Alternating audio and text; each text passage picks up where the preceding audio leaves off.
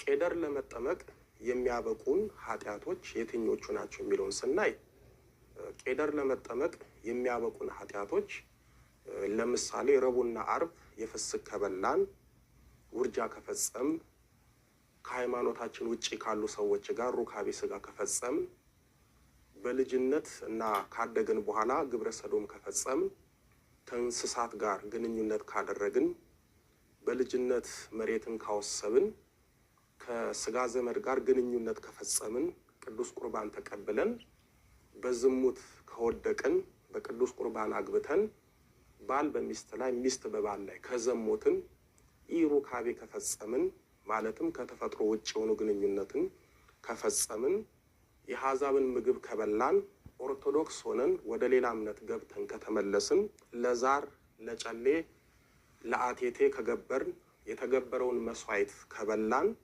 ጠንቋይ ቤት ከሄድን ዛር አንጋሽ ጋር ከሄድን ግለ ወሲብን ከፈጸምን ሴት የወር አበባዋን ሳትጨርስ ግንኙነት ካደረግን ወንድም የወር አበባ ካልጨረሰች ሴት ጋር ግንኙነት ካደረገ ጫት ሲጋራ ከተጠቀምን ወዘተ ቄደር የግድ መጠመቅ አለብን። ወዳጆቼ ልብስ በሳሙና ይታጠባል፣ በመጨረሻም በኦሞ ተዘፍዝፎ ይለቀለቃል።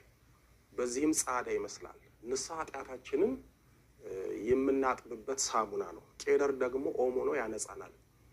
በተለይ ንስሐ ገብታችሁ ቅዱስ ቁርባን ለመቀበል ያሰባችሁ ቄደር ተጠምቃችሁ ብትቀበሉ መልካም ነው። ምክንያቱም በንስሐ ያልተካተተውን ኃጢአት በቄደር ይነጻልና፣ እንዲሁም በቄደር ነጽተን ቅዱስ ቁርባን ብንቀበል ይሰምርልናል። ሌላው ንስሐ ለመግባት አስባችሁ የንስሐ ዕድሉን ያላገኛችሁና ንስሐ አባት የሌላችሁ እሁድ ጠዋት 2 ሰዓት መጥታችሁ በደብሩ ካህናት ንስሐ መግባት ትችላላችሁ።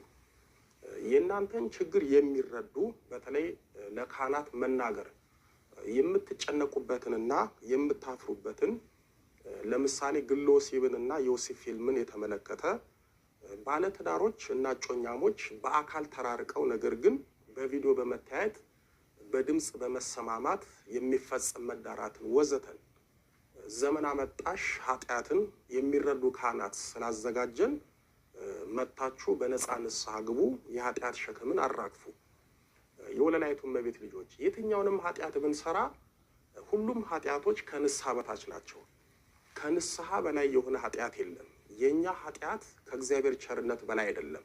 የኛ ኃጢአት የደም ጠብታ ነው። የእግዚአብሔር ቸርነት ደግሞ ውቅያኖስ ነው። ስለዚህ የደም ጠብታ የውቅያኖስን ውሃ እንደማያደፈርሰው ሁሉ የትኛውም የኛ ኃጢአት የእግዚአብሔርን ቸርነት አይበልጥም። እመቤታችን በዘርፋፋ ቀሚሷ በክንፈ ረድኤቷ እቅፍ ድግፍ አድርጋ በዕለተ እሑድ በደጅ ኃጢአታችሁም ይሰረይ ዘንድ እያንዳንዳችሁ በኢየሱስ ክርስቶስ ስም ተጠመቁ የመንፈስ ቅዱስንም ስጦታ ትቀበላላችሁ። የሐዋርያት ሥራ ምዕራፍ 2 ቁጥር 38 ጥሩ ውሃንም እረጭባችኋለሁ እናንተም ትጠራላችሁ።